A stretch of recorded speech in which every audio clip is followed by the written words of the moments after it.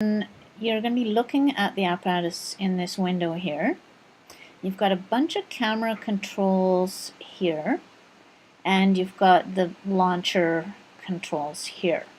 So for the cameras, you've got 6 different settings here, and it's for the main camera. We don't have camera 2 at all. So for camera 1, we've got 6 settings. Camera 1, 6 settings. The first one is what we see now. The second one should give us the launcher. So it says launcher here, and that's where the card is right now, and it's going to be launched from. 3 is the right view, so it's going down and looking at the end of the track. 4 is a test pattern. You can just skip that if you want. Or you can look at it if you just want to see what it is. It's just a color pattern. And 5 is the protractor. This protractor is sitting on the track, and it is used to measure the angle.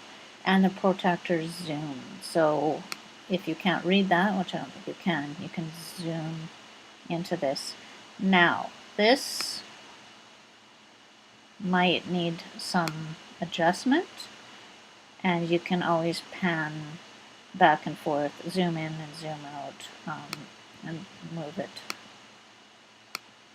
according to these buttons here. Okay, it says it's 0 right now. So that's perfectly level. What we can do is go back to look at the cart in its launching position and pick a new position. Pick a high one. So I'm going to move the launcher up, and then I'm going to hit go to position, and you should see the track go up. So you can see it's raising the track up. Now it doesn't go very high, but there's very little friction here, so we will get quite an acceleration anyway. Then you can hit release to launch that glider, but before you do that, you're going to want to click on the graph and the DT graph. And when I hit release now, you'll see the cart release over here, and at the same time the data is being collected and graphed, so the distance time graph is forming in real time. You can look at the card at the other end, and it's bouncing off, and that's why you're getting this nice pattern here. The velocity is gives you the VT graph, and the slope is down here, and the units of the slope, of course, are the units of the y-axis divided by units of the x-axis as usual. So I'll go through this one more time and make sure it's clear. So you want to drop the track controller down to the bottom, and then hit the go to position so that the ramp goes back down. I'm going to select the other camera position just to watch this happen.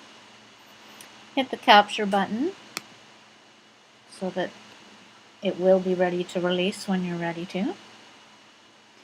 And this can take a while because it's bouncing around up here. Just wait till it's nice and steady.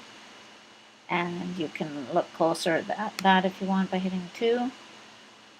But I prefer to be at 1 so I can see more of what's going on. And then again, choose a higher position.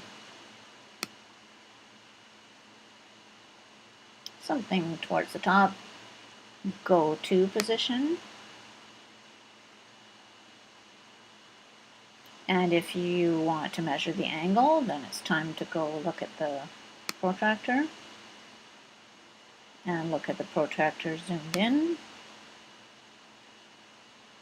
and make any adjustments that are necessary to see the value most clearly. It's a very small angle, you can see, but hopefully the results will be fine nonetheless. And then I'm going to watch the graph form, so I'm going to go back to look at the track, choose the graphing, pick my DT graph, and hit release and watch the cart go down and the graph form. I always like to change it to camera 3 so you can watch that bouncing happen. Once it's finished, you can look at the VT graph and read off your slope. And that's about all. If you want to tell the operator that you're done, you could click in the chat, I'm done, and the operator will release control from you and give it to someone else that might be waiting. You might see a bunch of names down here if there's a lot of people doing it at the same time and waiting. And then you can just go back on later if you want. So hopefully that gives you enough information to at least get started collecting your data.